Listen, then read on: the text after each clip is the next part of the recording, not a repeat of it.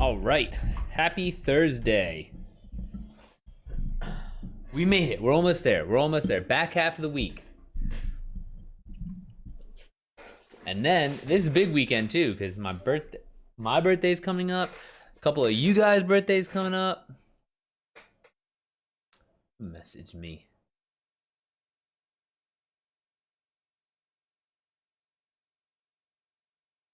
Like both Zebra and Tom, our birthday is Saturday. Mine's on Sunday. Shit's about to be lit. AKA in bed by 10, drinking tea. Drinking tea at 9 o'clock.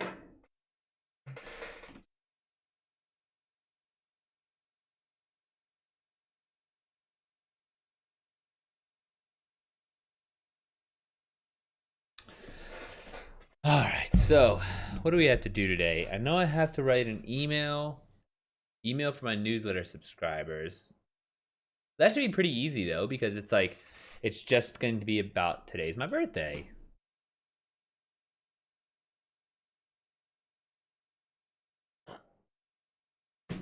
I also need to figure out how to get some of these TikToks trending for Jesus Chan.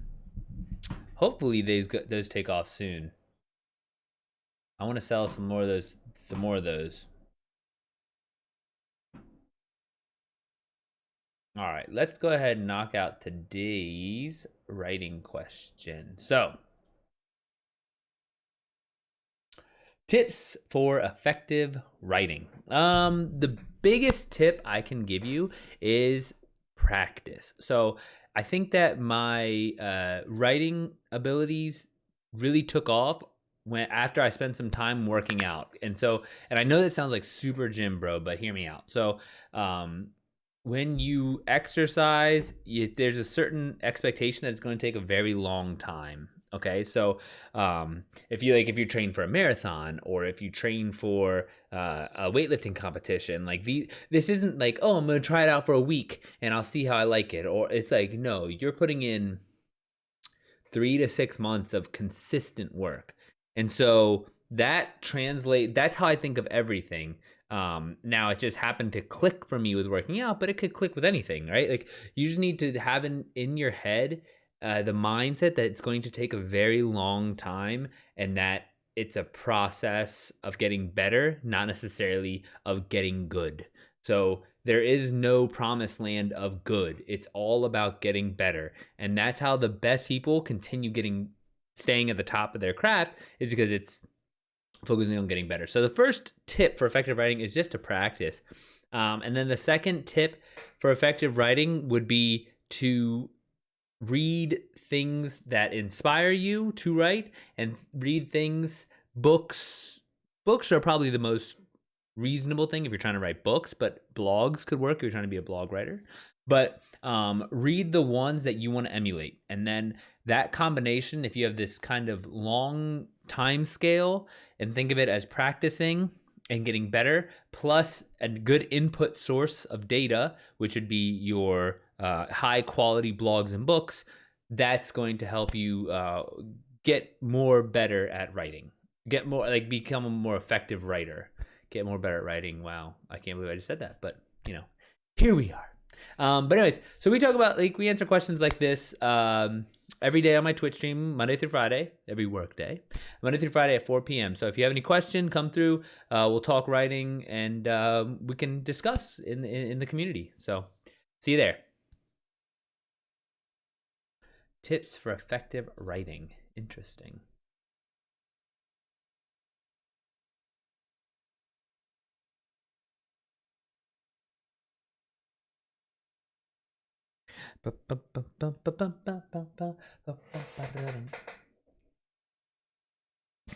Let's see some writing prompts. You're the villain that the chosen one is meant to defeat. Once they arrive, you notice they're just a teenager who barely knows how to swing a sword. Angered by your opponents sending children to do all their dirty work, you decide to help the teen get revenge.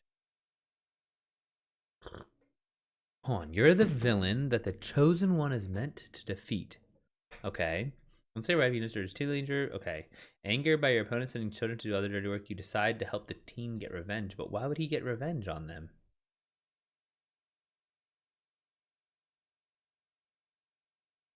That's pretty solid. The frightened boy picked up the fallen sword of his dead father and held it in front of him as the attackers advanced. Don't be afraid, boy. Just hold on to me and let me do the fighting, whispered the sword. Now that's fucking dope.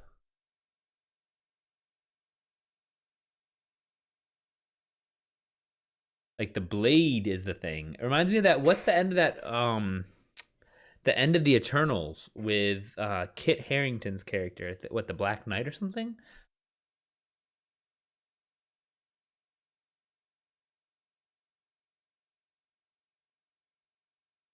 Whoa.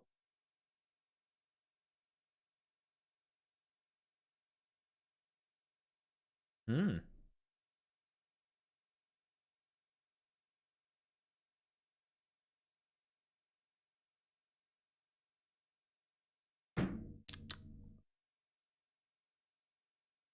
Oh man, were you guys here when we talked about the Red Wall?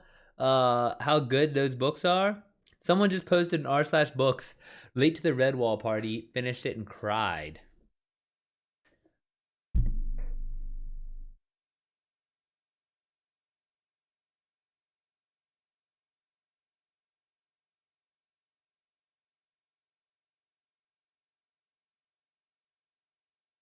I kind of want to reread this. Whoa! Apparently, Brian Jacques wrote the Red Wall for blind school children. Holy shit! I did not know that.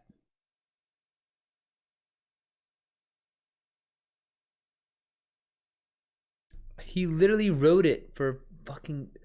That is an interesting. That is an interesting experiment. Write a story. Oh, Brian Jakes.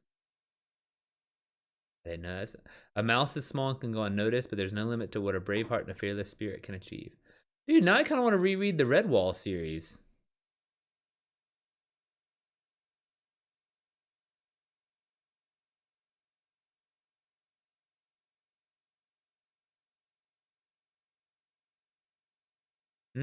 I'll have to check that one out.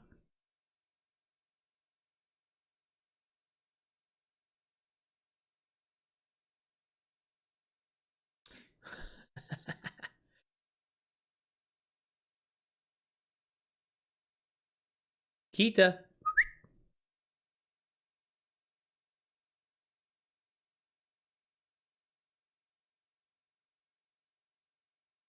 Ah, interesting. Hey, Keeks. One of the rare instances she comes and says hi to me. Get this on film. Come here. Come here. Gotta get this on film because it's so rare. Normally, she just ignores my ass all the time. But not today. Not today.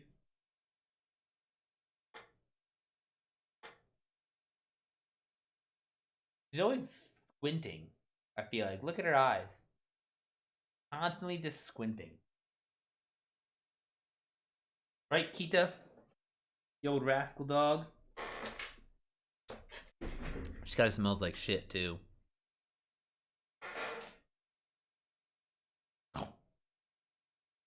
Keeks. We need to give her a bath.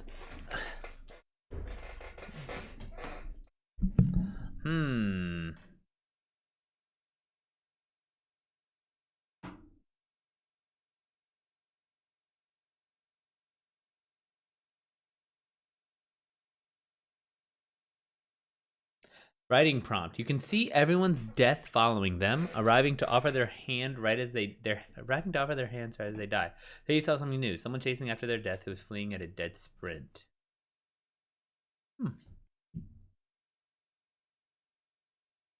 Tom, what's up, man? How's your day going?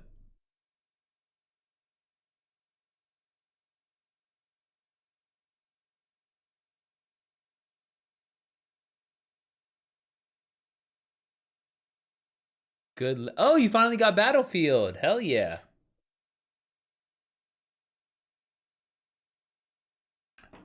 Dang, this is a big day for you, Tom. Everything's coming up crossly.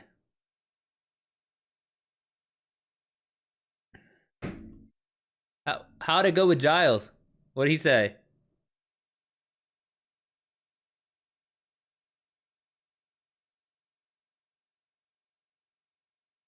Yeah, that's what we just talked for an hour. Okay, did he give you any feedback about your writing? About what your plans are and how your stories are coming along?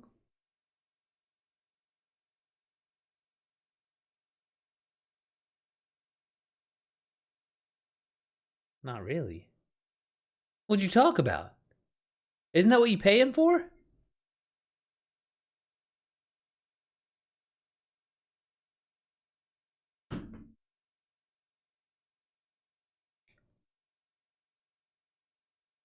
Lessons and then chilling playing Battlefield. That sounds like a pretty good day.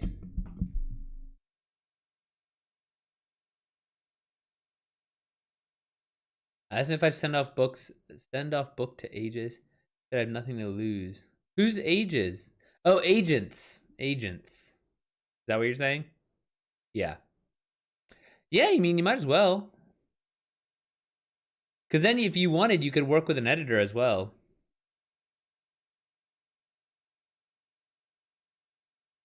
Yeah, but I won't get anything. I mean, you never know, dude. There could be someone who wants it. Have you seen the new footage from Modern Warfare 2? And if not, do you want to watch it? Doesn't it? It's like wild. I can't wait for that shit. All right, let's turn it on. Let's turn it on. Ba ba ba.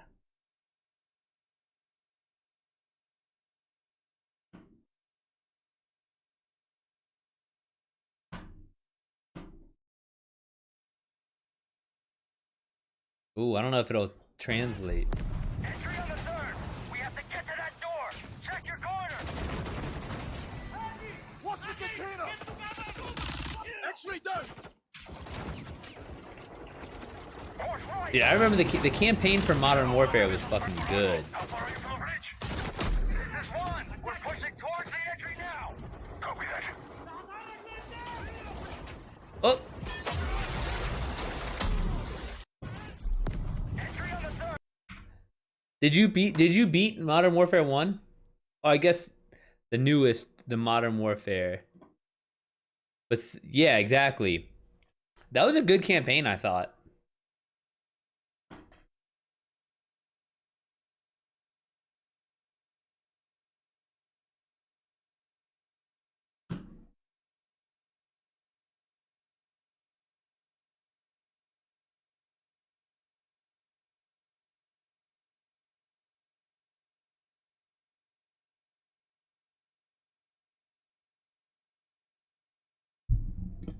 How's Battlefield? Do you like it?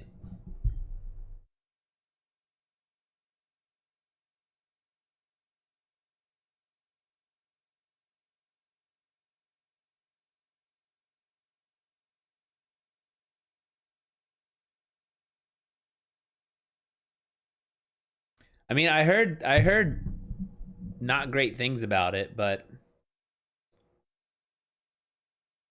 I trust your opinion.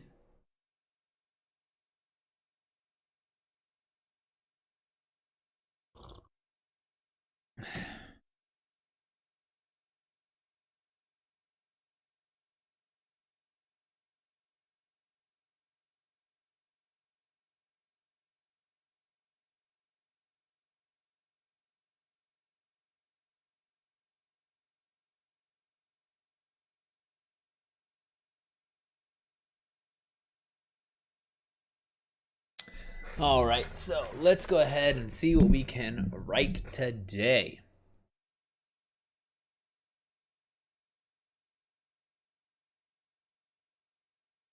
Oh, that's an interesting writing prompt. Companies across the world start getting inundated by mysterious, super confident work from home employees who never turn on their cameras in meetings. In fact, nobody really remembers when they were hired or how.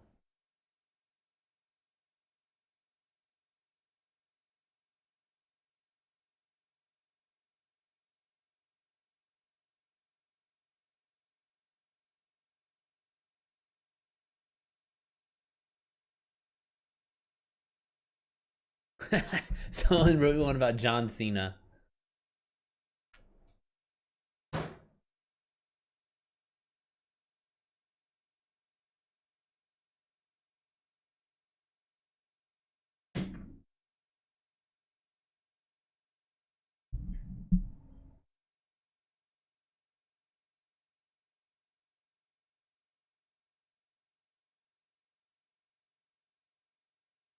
All right, so what should I write today? I can always just do my email. What's this?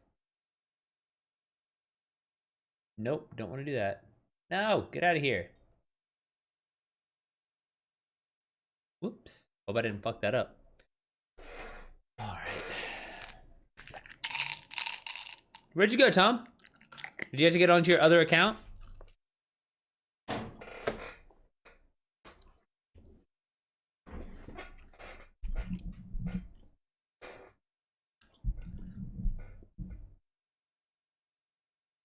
Just Chromebook. Oh, onto your. Gotcha. Dude, your birthday's coming up. What are you gonna do?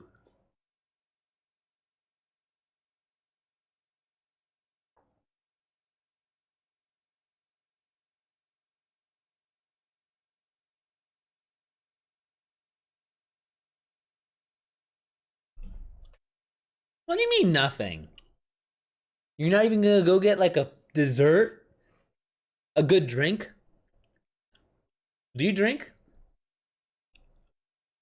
Dude, I got too much shit carried up. Or stacked up. So, yeah, bet. Okay, maybe get a nice glass, a nice bottle of whiskey or something. That could be nice. Let's see. What am I gonna do for mine? So, I have tomorrow I've like kind of worked a lot on other things. So I have almost like a half day tomorrow. So I think I actually might start streaming a lot earlier and just be playing Destiny all day. I think that's gonna be my almost like a easing into the birthday weekend type thing. And then I'll probably go to dinner tomorrow night with Melissa. And then Saturday I have to go to the gym. And then okay, so this is a big thing. So my grandma passed away in 2001, so very long time ago. We were like attached at the hip, but yeah, so she's gone, but her cousin and her were really close when they were children, apparently. And so her cousin found out that I'm a writer and we email regularly. And she's coming to visit, and she asked if I could help her meet up with the her like my great aunts, but her other cousins, so my grandma's sisters. And so we're hosting them at my mom's house on Saturday. And so I have the gym, I have that thing, and then that night, I already had a couple texts today from people asking me what I'm doing Saturday afternoon for my birthday. So I have to figure that out. I don't know where. Odds are we're gonna go like get tacos or something. But then Sunday, lifting, so gym, and then like brunch with family, and then probably just hop on Destiny again. I'm like too addicted to it. It's really bad. Like I'm really worried that my books are gonna suffer. But also, I really think that if I just had like a good solid chunk of time playing it, I would get over it. And so it's just like, or like it would tamp down a little bit. Um, so yeah, I don't know.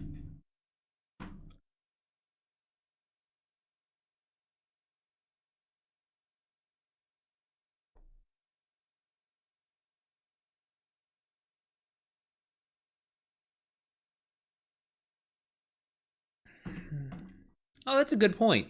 So someone put this in writing, in the r/writing, but why are so many writers hesitant to describe skin color? And they were like, I've come across this a lot more than I thought I would. Writers that don't describe their characters, more specifically their race.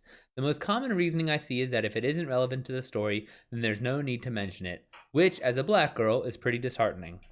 Growing up in the US, the default for most characters I read are white if not stated otherwise. This line of thinking implies to me that the writer thinks race can only be in the story when it's relevant. This is not the case. Race does not exist in a vacuum. Yes, not describing the characters lets the reader think of them however they want, but with the default white mindset coming into play, a lot of people of color that aren't described as such will end up being white for most readers. What hurts the most is that it's so easily fixed. Good representation is when a character is well written, well rounded, while still being non white, non straight, etc. You shouldn't be removing the skin color entirely, but adding it in to normalize it. Basically, if you don't want to describe your characters, fine, but if you want good representation in your book, you need to include or imply their skin color. Otherwise, the representation won't get through to the reader. If you can describe the character's battle scar, then you can afford an extra line to at least mention their skin color. Do your research. Note, I would love to hear from writers that don't describe their character's skin color, especially if this is your reason why. Maybe I'm missing something. This is just how I feel as a person of color in the United States. Interesting.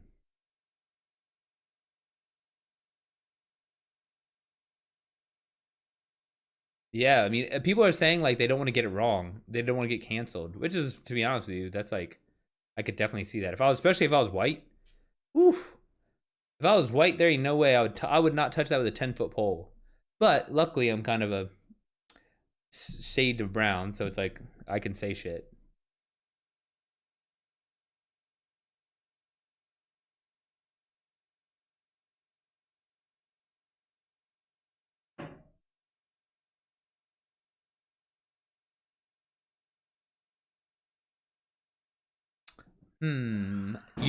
Writing prompt. You died, a poor store clerk, passed on to the afterlife after being smacked in the head with a heavy purse by an entitled middle-aged woman on Black Friday.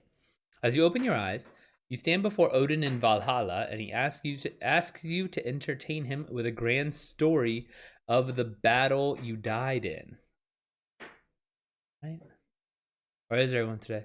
I don't know, Tom. Yesterday was a little slow too. But it's whatever. To be honest with you, I'll probably just write something. Write my email, and then if it's still a little slow, I'll probably just hop on Destiny a little early. But how's Battlefield? What are your first impressions of Battlefield?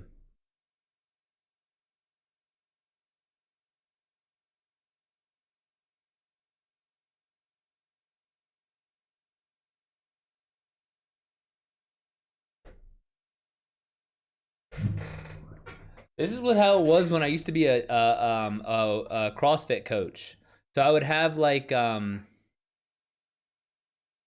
when I was a CrossFit coach, there would be like everything is, I like friends and I have athletes, but then sometimes for whatever reason it was just super dead, and I was just like, all right, well, guess we're just chilling. I played it before, but I reinstalled because of season one. Oh, season one? Why is it just season one if it's an older game? Like it's already been out.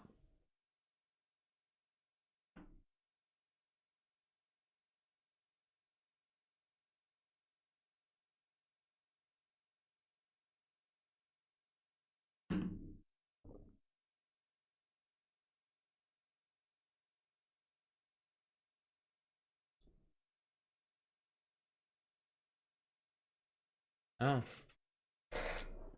maybe they're just trying to switch their monetization.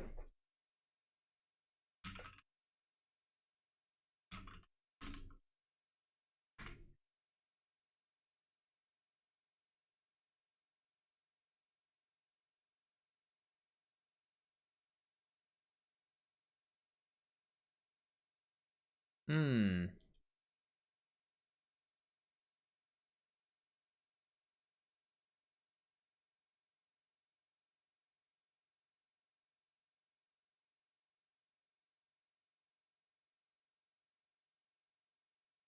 Oh shit! I didn't realize it was only been out for 6 months. I thought it's been out longer. I just remember it kind of tanked.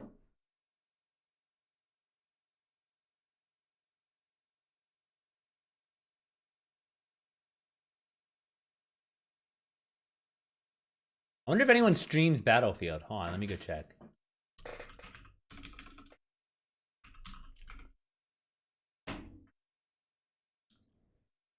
Battlefield.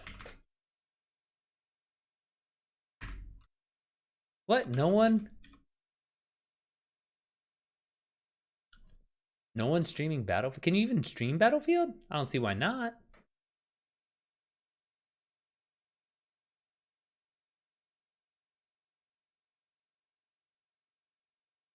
Hold on.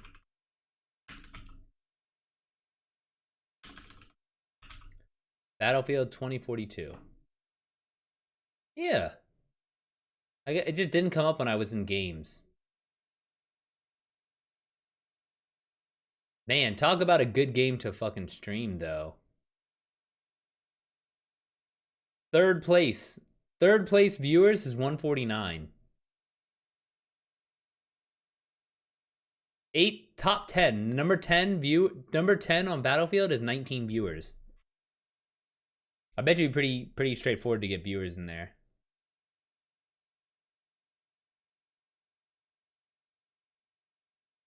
Tom, you should get back into streaming. Stream Battlefield.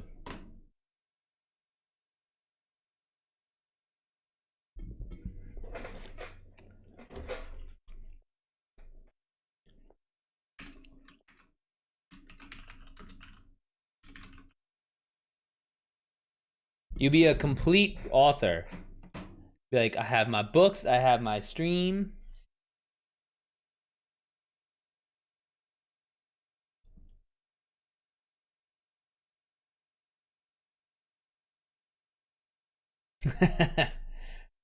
Dude, that's exciting though. You and Giles talked about talking to agents. But no feedback about your writing. That kind of surprising.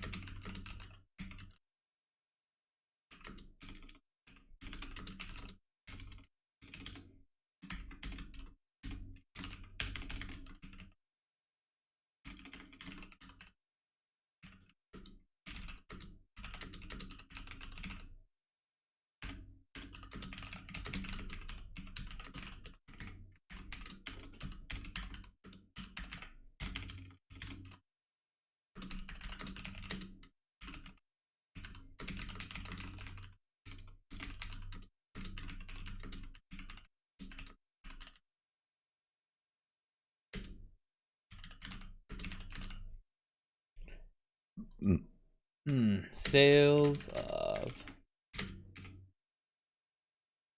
R.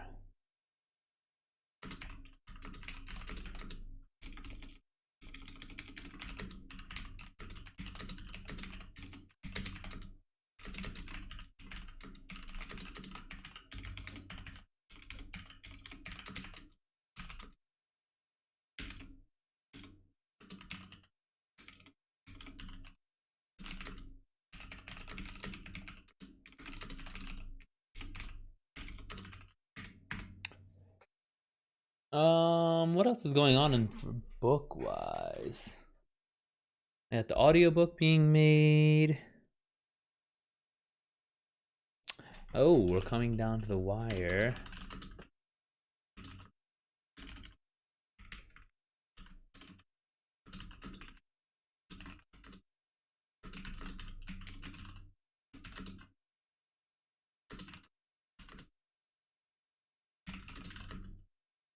I leave in, when's the 12th? I leave in 10 days.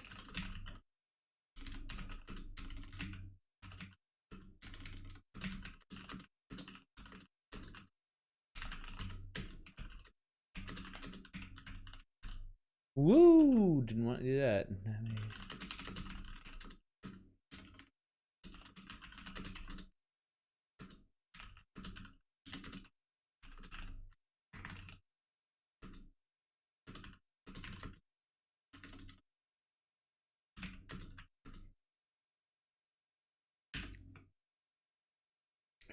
I have trip to my trip to Peru, Machu Picchu. Coming up. When do you leave? Wednesday night. So I won't be, let me see. I leave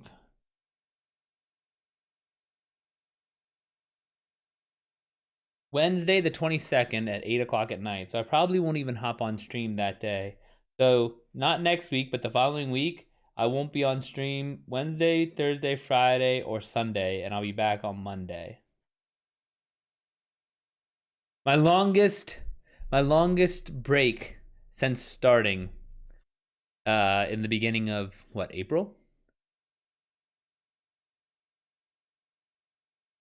Damn, I can't believe we've been doing this long.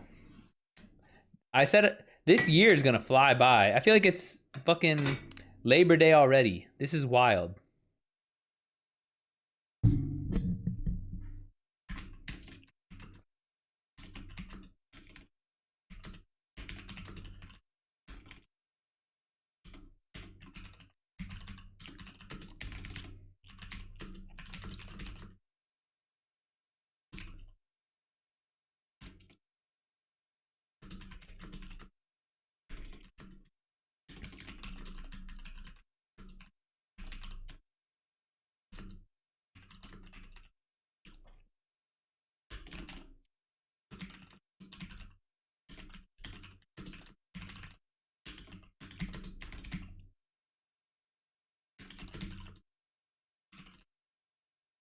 Oh man, there it goes.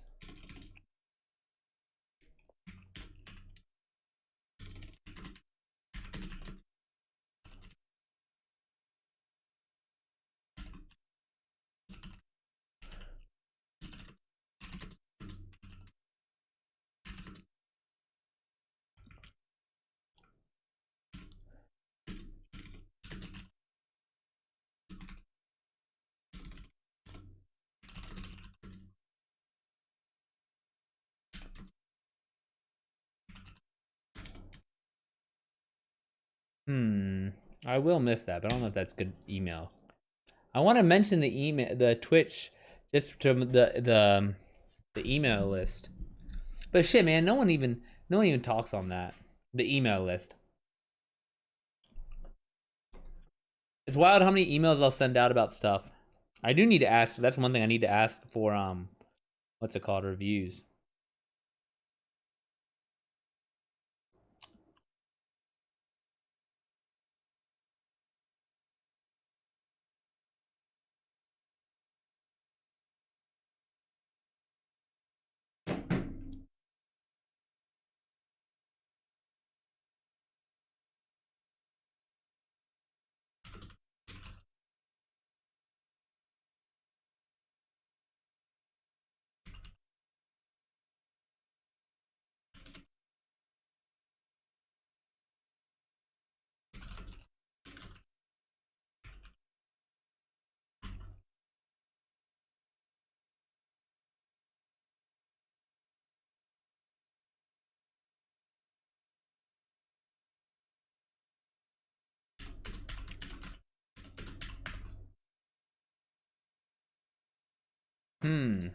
All right.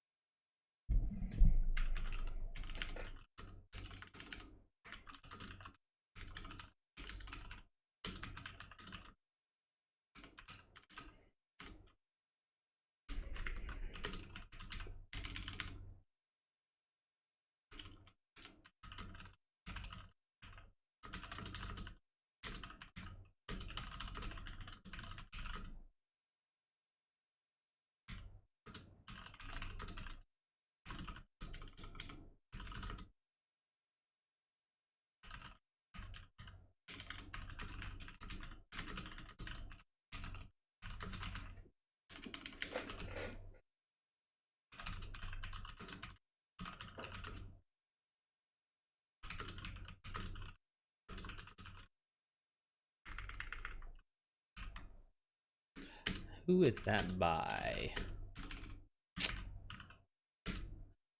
The Last Days of the Inca. By Kim McQuarrie. What a weird name.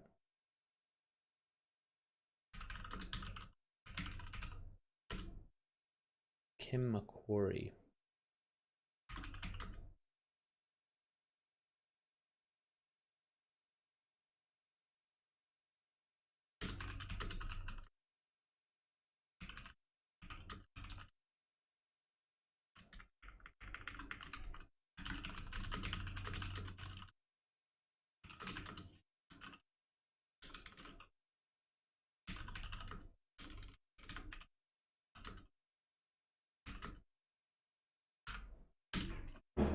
Has been fascinating so far.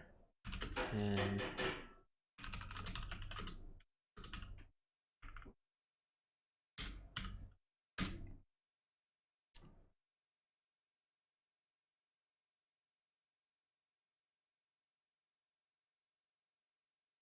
eat up.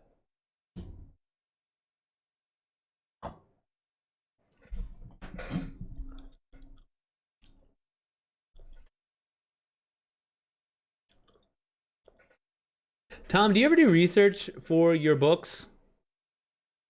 Like right now, I'm researching and learning about the Incan Empire for the next book. But I'm just wondering, like, no? None? I just write whatever. I mean, if I hadn't done that one super serious book,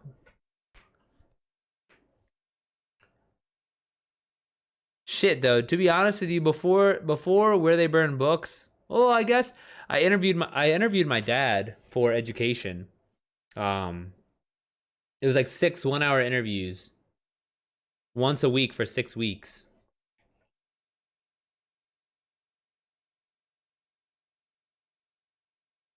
But even now, I'm like, I have one book I'm listening to, and then I need to order those books tomorrow.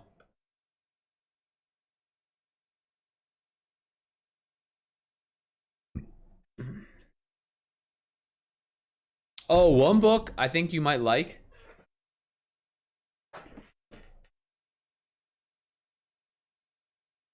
And it's much more like a craft book. It's called The Science of Storytelling. I don't know if you can make that out.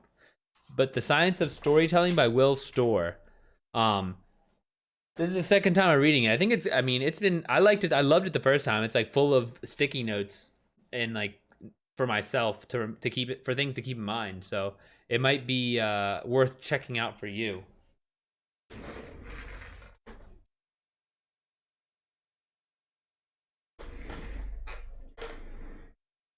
You're such a nerd, Marcus. Do you want to see? Hold on. I'm trying to see how many books I have about just about writing.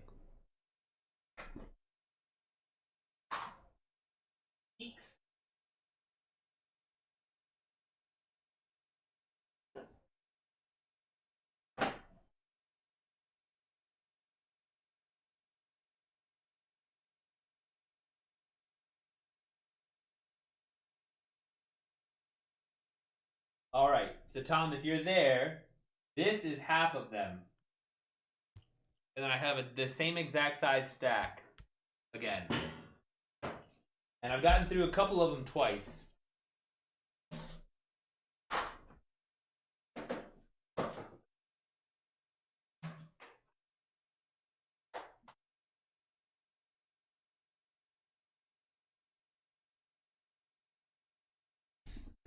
One of them is called, another one you might like is called Verbalize.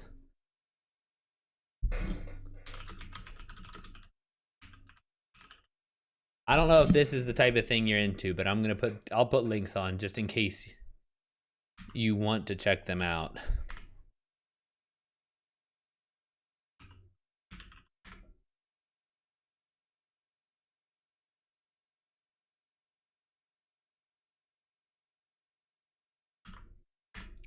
The verbalized one I thought was really interesting. Like it wasn't like this huge like eye-opening thing, but it was like, oh, okay. Like pretty much he just talks about how like if you center each of your sentences around verbs, they're way more engaging. So if you can find like a bunch of synonyms for whatever, or like the most effective verb for what you're trying to do, then you'll be able to really kind of grab readers' attention and hammer it home.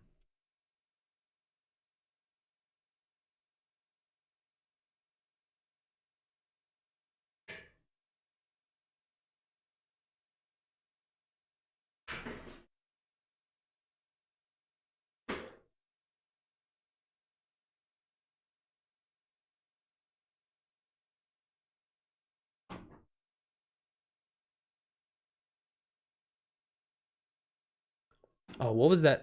Actually, that's what I'll do.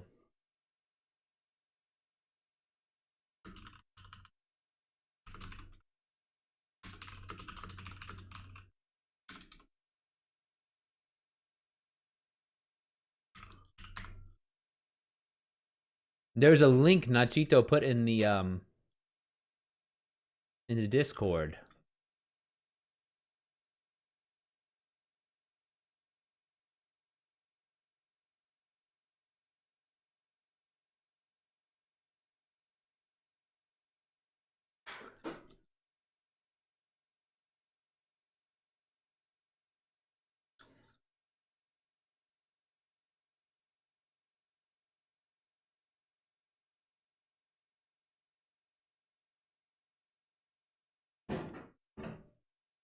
So apparently there's an experimental drug that eliminated 14 people's cancer.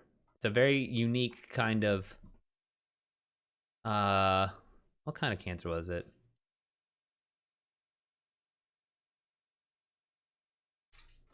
I'm not sure, but oh, you're going to gym after work? Yeah, Cool. All right, I'll see you.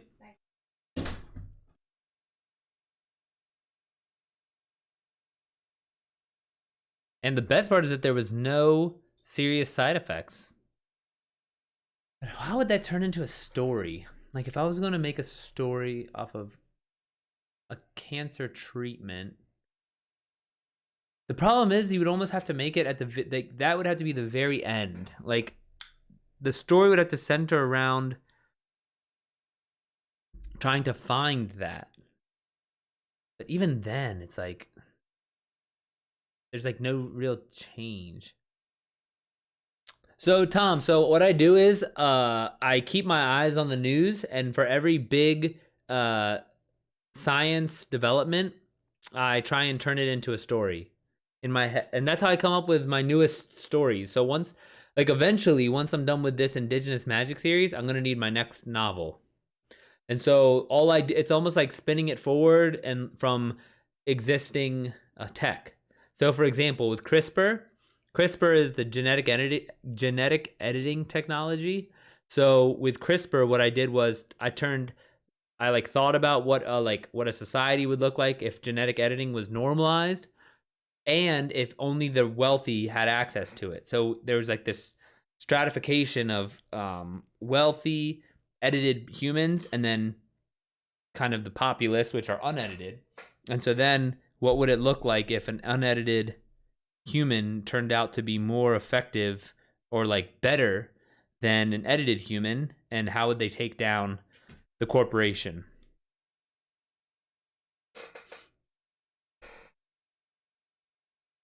Gattaca?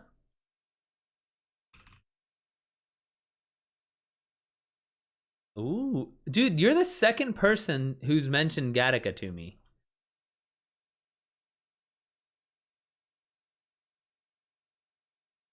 Yeah, overcoming genetic discrimination. Exactly. Wow, I should have watched this.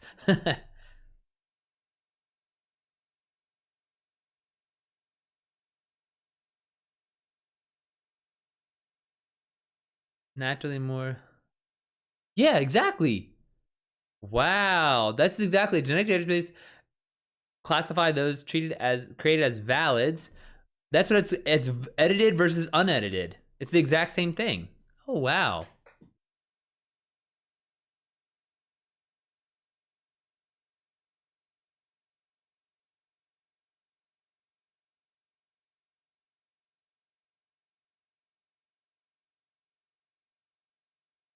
Dude, I need to watch this. This is it. This is very interesting. Dude, that's solid. There's another movie with Christian Bale called Equilibrium. Have you ever seen that? I think it's called Equilibrium.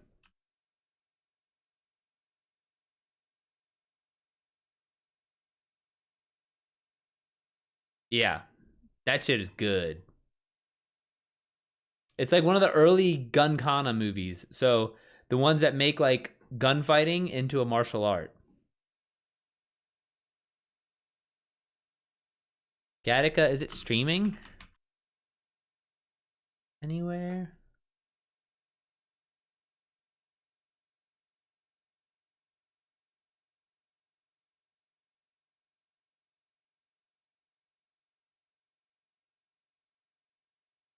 Oh, it might be on Netflix.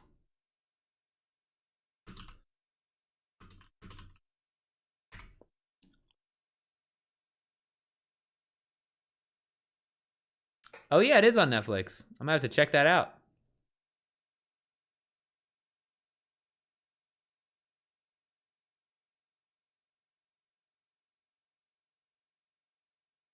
Oh wow. The guy that directed it made Lord of War. I love that movie. And In Time. Is that the one with Justin Timberlake? It is. I love that one too.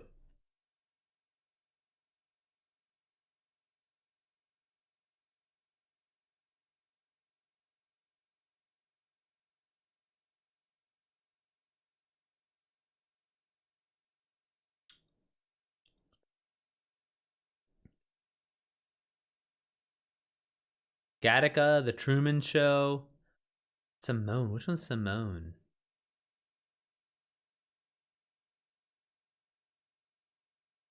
In Time, The Host.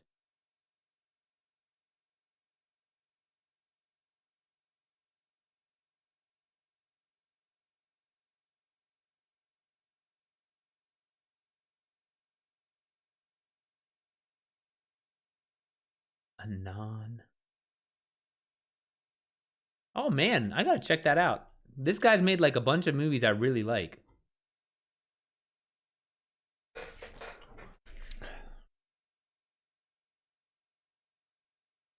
How many do you have an idea of how many submissions you're gonna try and do?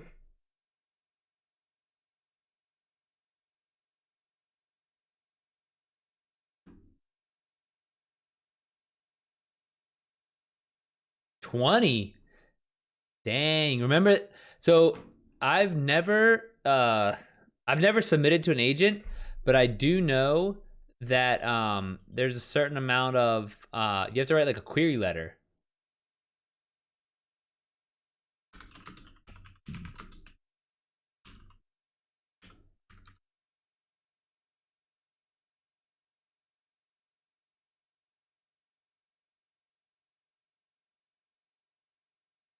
Oh, okay. Are you gonna try and use the same query letter?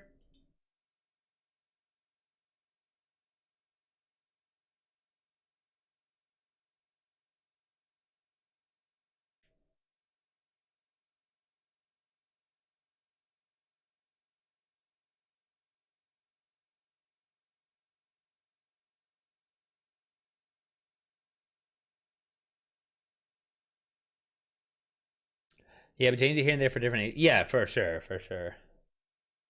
Dude, did you read Zebra's latest blog post? It like finished up a pretty significant arc for one of his characters. Oh, it's good.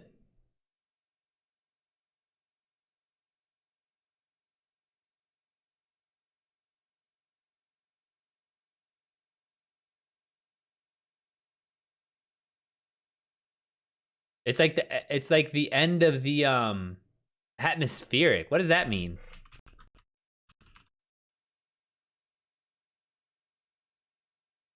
Creating a distinctive mood, typically of romance, mystery, or nostalgia.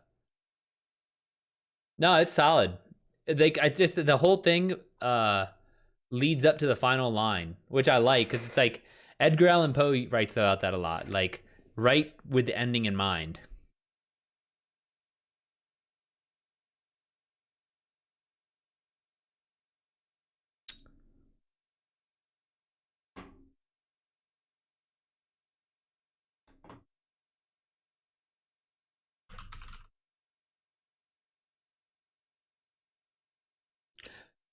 Let's see.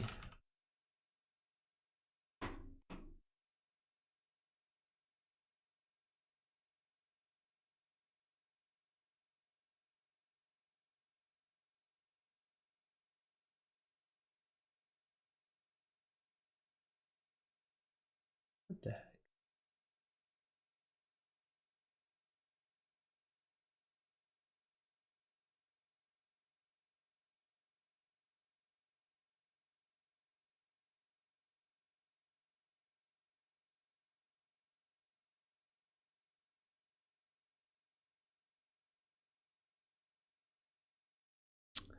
I also might also put a short stories on my blog. Oh, dude, that's a good idea. That's a really good idea. Let's see what's new in science news.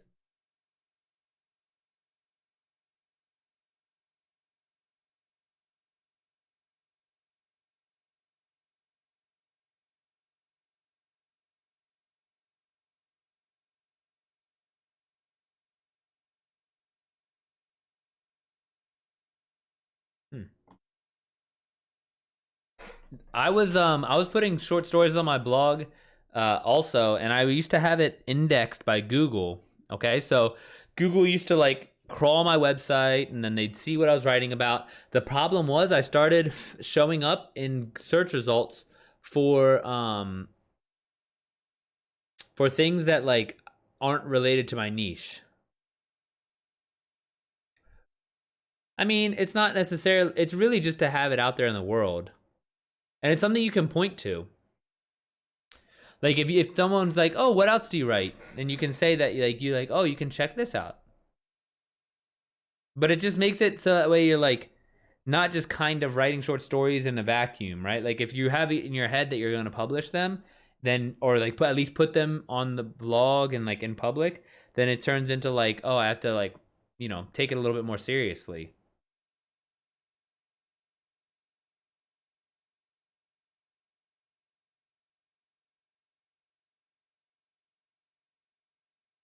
Is there anything to write about in here? That's how 50 Is it really?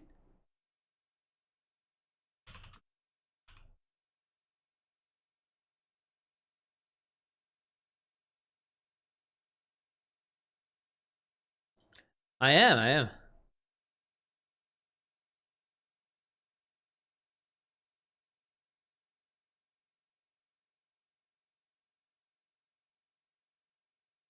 Oh my gosh. It was Twilight fan fiction?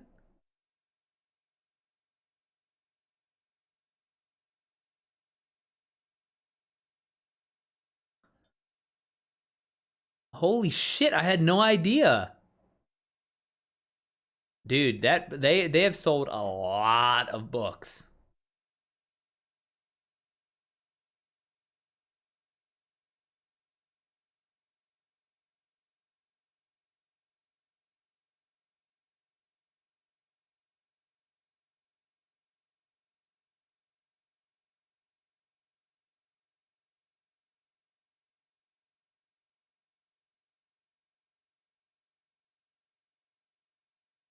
Oh, there might be a new oldest tree in the world.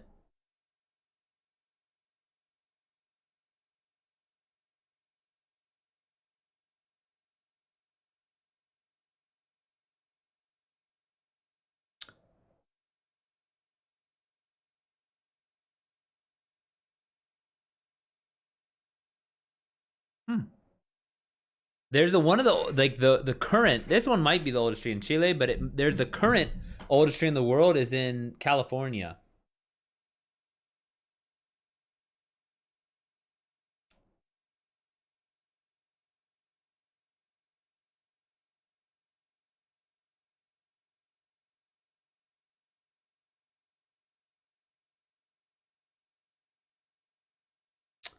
Damn, there's a turtle that was found in the Galapagos that hasn't been seen since 1906. Holy shit. My brother's about to be in the Galapagos. He's leaving on Saturday. He's going Saturday to Saturday, and he's going. It's like on like a little tiny plane, and then he's going on boat to like a bunch of different islands.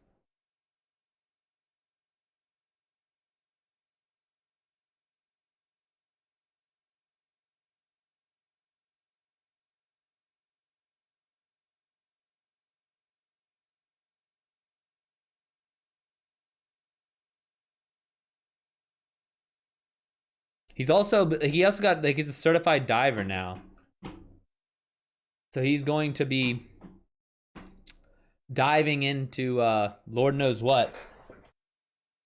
But we're hoping that between his like extensive traveling and the diving and everything, that I'll be able to write a book about what he finds, or I'll be able to go like if he finds something interesting, then I'll follow in. I'll follow up like a couple, later, and then I can turn it into a book.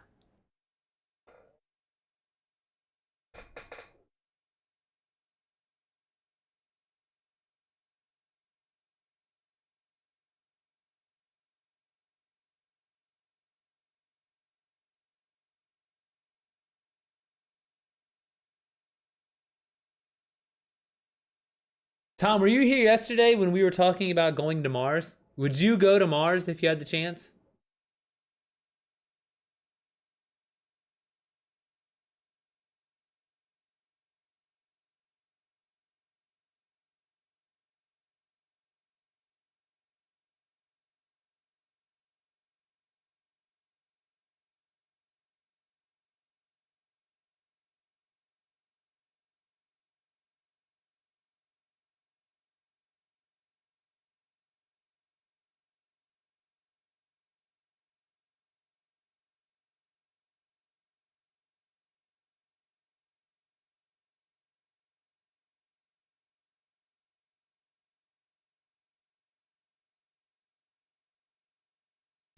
Man, there's nothing really crazy jumping out at me from in science news these days.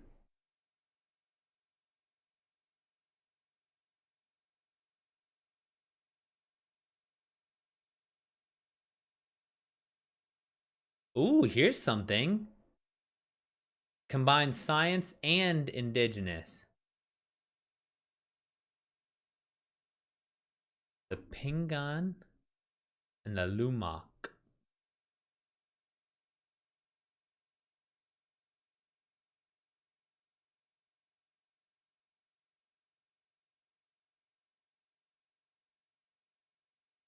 Oh wow. So apparently indigenous uh Malaysians knew that there was two types of tree, that one thing was two types of trees. I'm sorry, knew that a tree was, yeah, two distinct trees, but then scientists classified them as one. Hmm. But again, like it's cool, yeah, but how could I turn that into a story? That's spicy.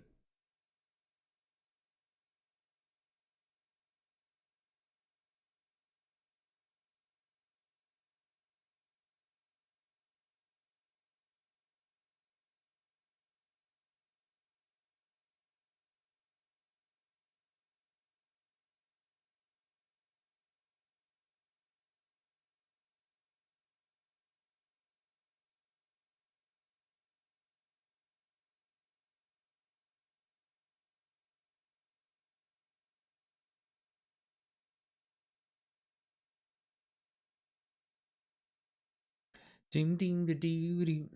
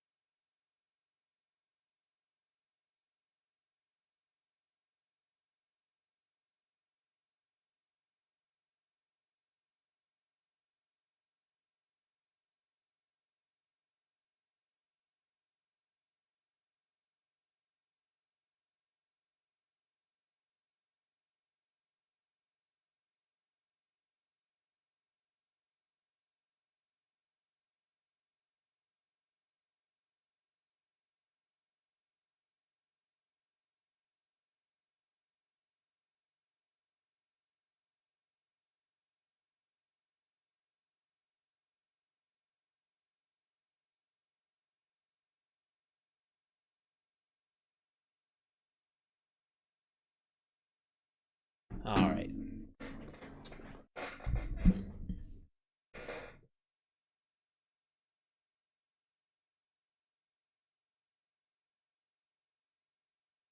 Oh, what's this? Genetic correlates of phenotypic heterogeneity in autism.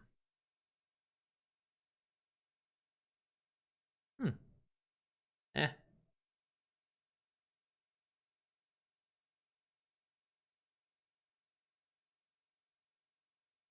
What is Pitt Hopkins?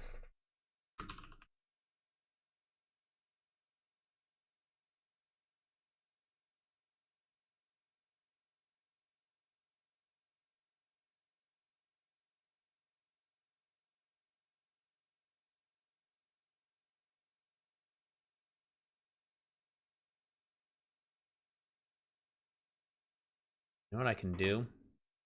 And I will do? Where is it?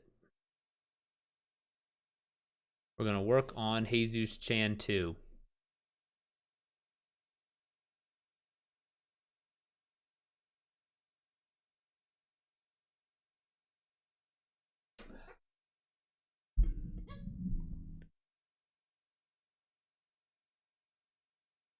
The chant, exactly. How are you working through education? Are you getting through it?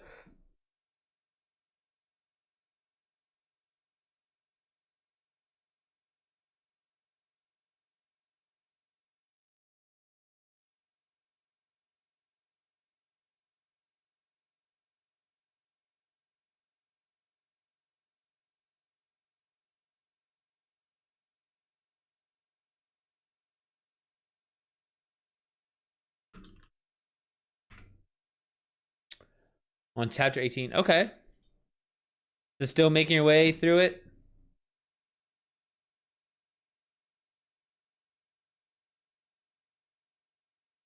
Oh, I know. I figure you'll finish.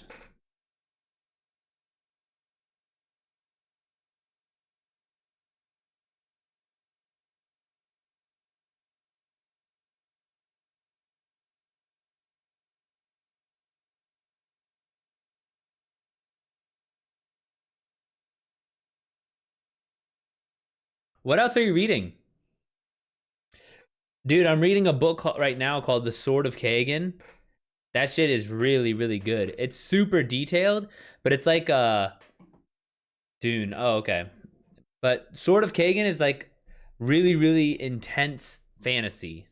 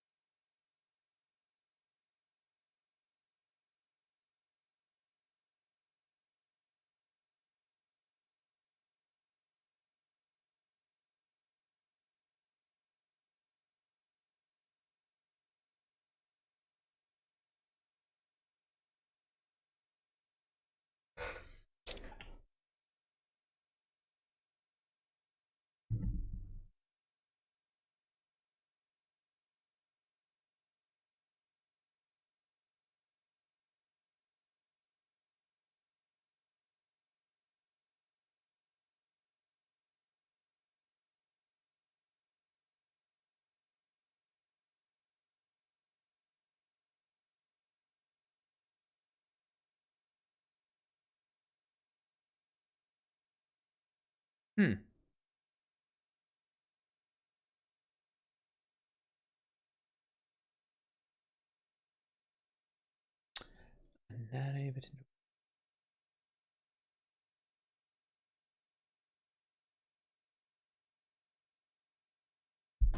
Jesus unwillingly participates in a heist. All right, let's see what I have so far.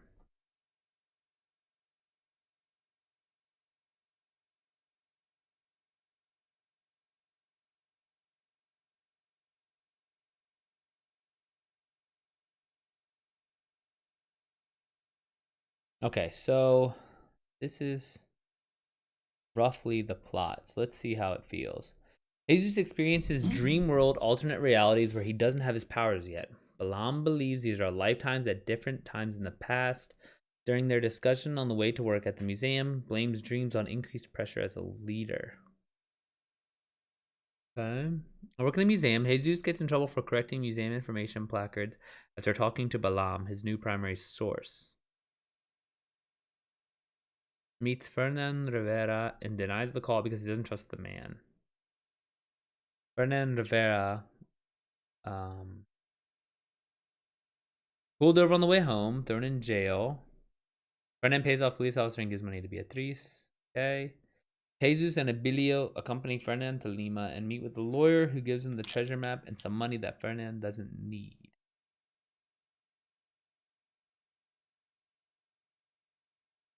Tosca can get around in time. Tells him about competition from another treasure hunter. Spreads initial time pressure. Keita, what's up? What's up? Come here. Come here.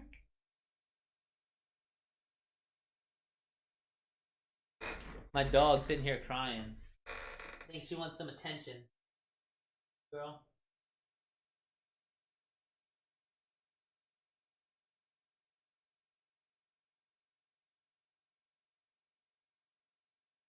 Poor Kita. I feel like she gets so bored when I'm streaming. I mean, explains how Chaska can get around in time.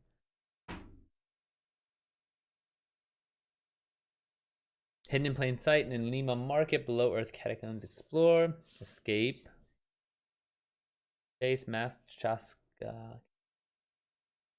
Take up Dusty Thick insert. Getting second clue when she drops it. Abilio takes it.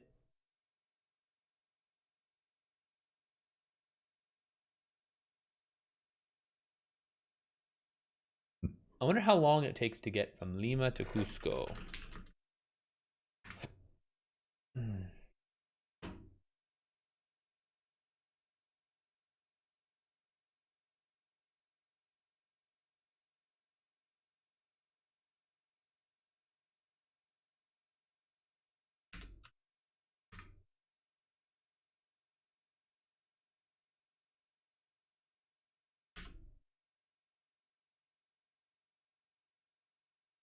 20 hours by car. Holy shit. How long is that? I didn't think it was going to be that long.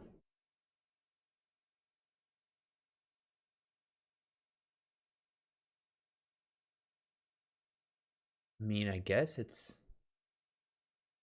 What, Florida, North Carolina? Dude, even just seeing the scale of how long it takes to get from Lima to Cusco, it makes you just think about, like, what the fuck were the conquistadors, how they got around this and how they traveled. Goodness.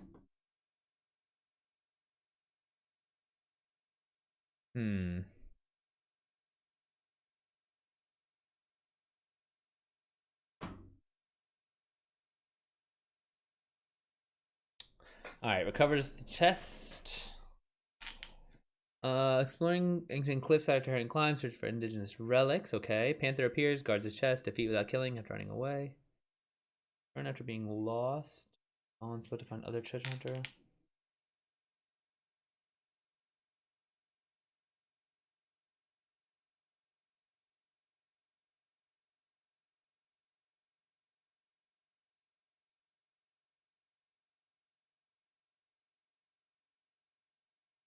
Walking in the market, Jesus recognizes a symbol from the chest and follows the path until the antique shop. Atahualpa's Antiques. Local gang targets Ferdinand because of his obvious wealth.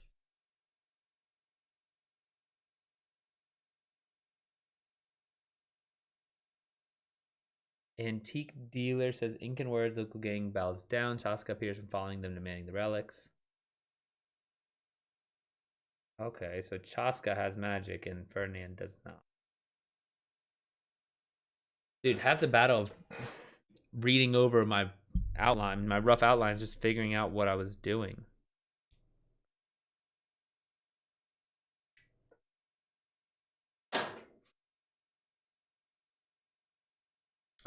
Council arguing about who deserves the relics. Allegation about grandfather being related to Pizarro. Chaska, half indigenous on the side, not related to Ferdinand. Okay.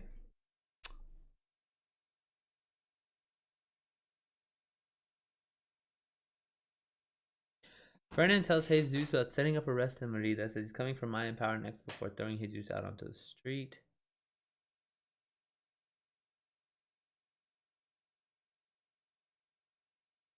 Yeah, dude, there's a lot of this that takes place in Cusco.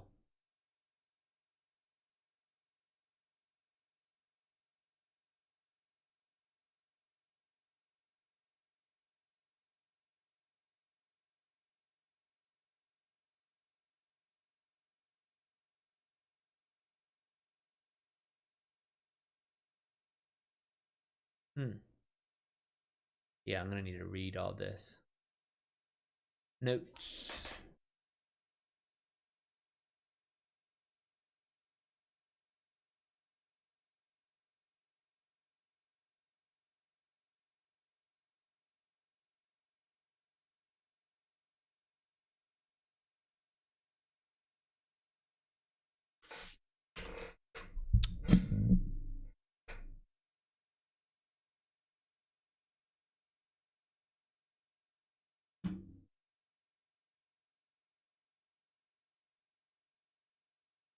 Apparently, Incas were like covered in gold and silver, like it was everywhere.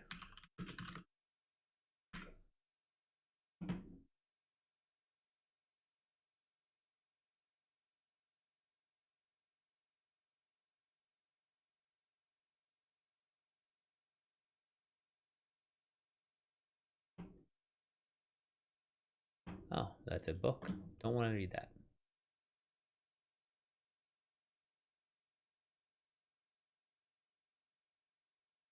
I think that gold, I'm gonna have to make sure that gold plays a big role in the book.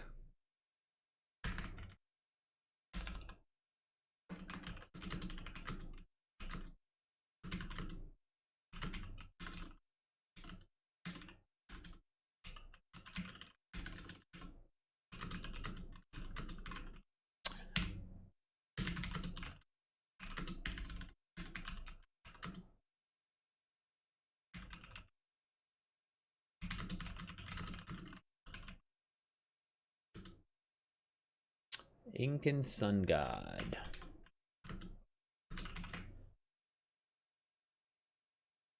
Apupunchua. Chau.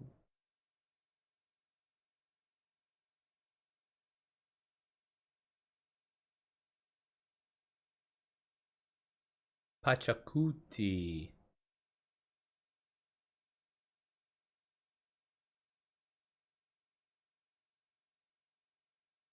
Huh.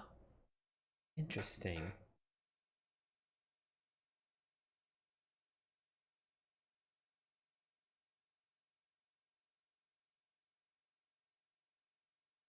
Inti and his sister, Mama Kia, the moon goddess, were generally considered benevolent deities.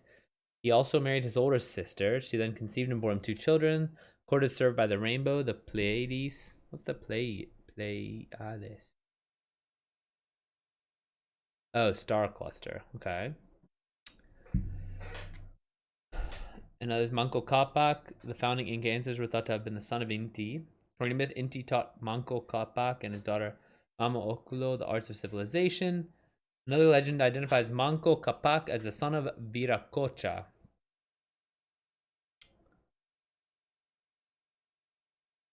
So, yeah, the Incan sun god is going to be a big one in the story.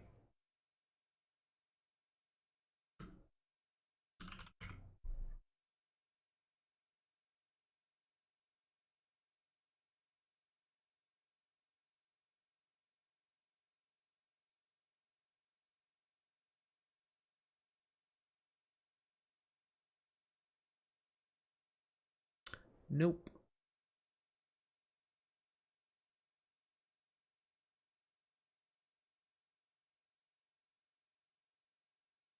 Oh, I gotta include mummies too. Dude, mummies were huge.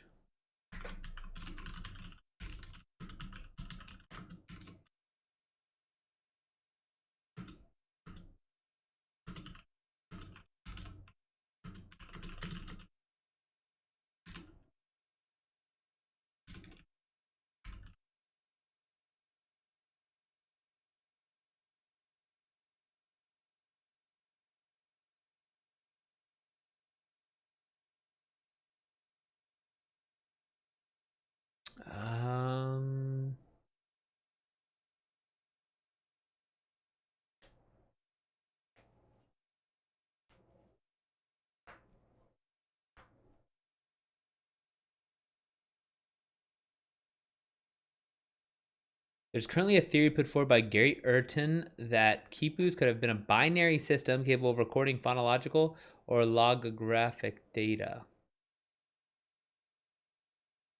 Where is that citation?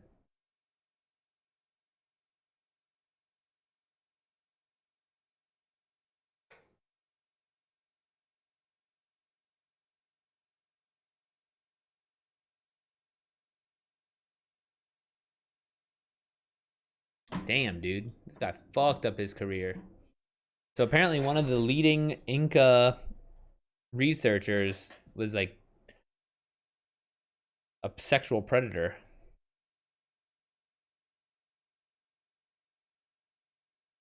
In one legend, okay.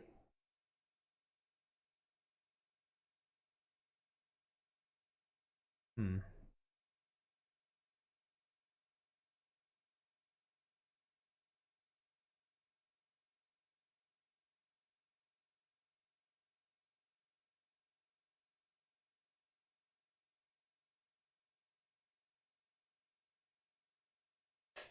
All right, Jesus unwittingly participates in a heist. Okay, story about the person.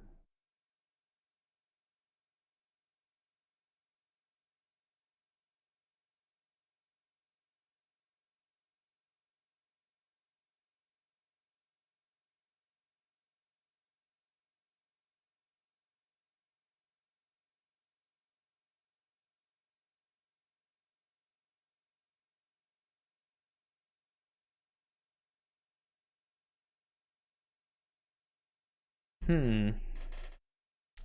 Secret society can't be anti-Bizarro.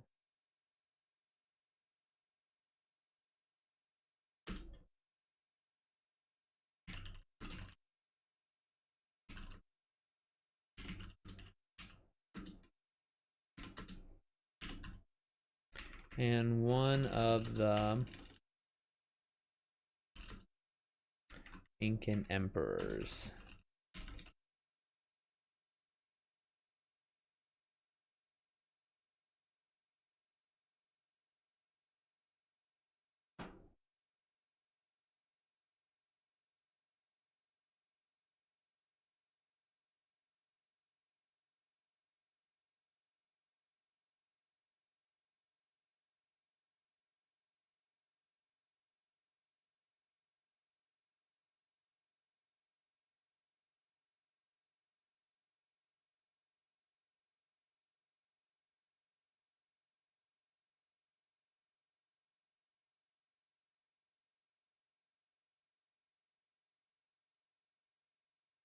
Shit, dude. I don't know how these conquistadors went around this like foreign region just with their fucking horses.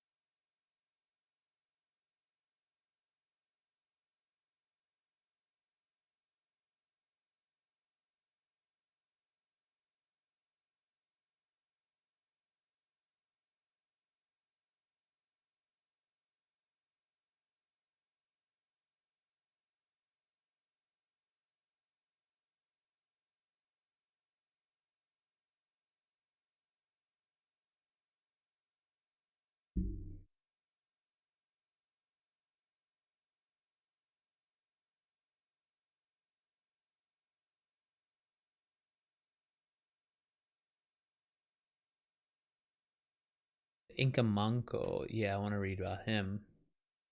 There's a Incan emperor that I think is going to play out. I really, what I could do is it was actually like a big political intrigue of shifting alliances. So I wonder if there's a way I could almost like recreate that in the story.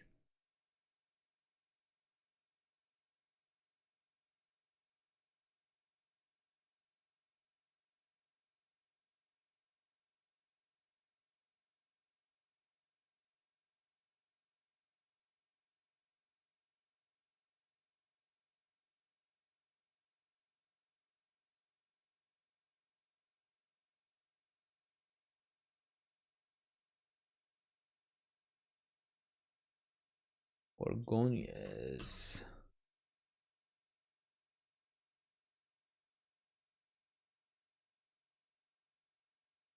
Hmm.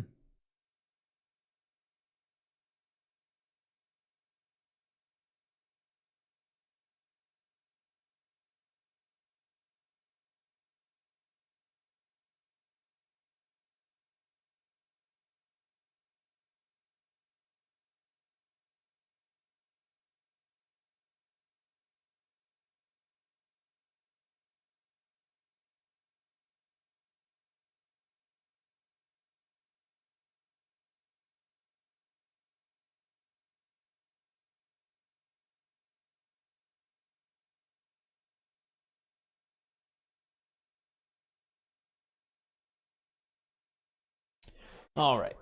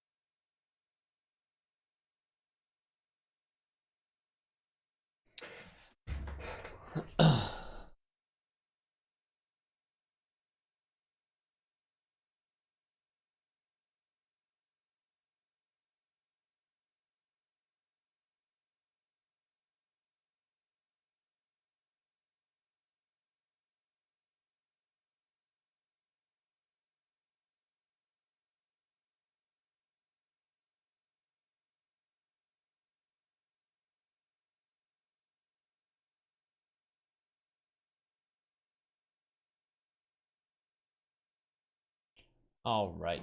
Wanted to stop by and say hello. It's family member's birthday. Hope you all have a good day and have a good stream. Oh, thanks, Nachito. I'm like reading. It's like a pretty chill stream, so I'm just reading about the Incan Empire for my next book. But I appreciate it. I will enjoy the dinner slash the birthday. That sounds like a good time. A lot of birthdays coming up, man. Tom and Zebra on Saturday, me on Sunday, your family member today.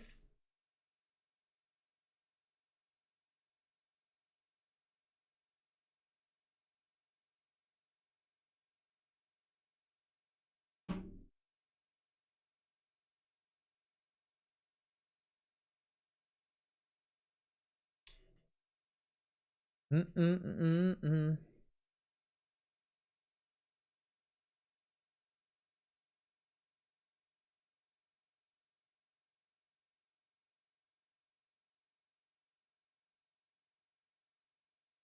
All right. Well, I probably should have done a writing prompt, but I didn't. I thought I was going to be able to write this email and it was going to take longer.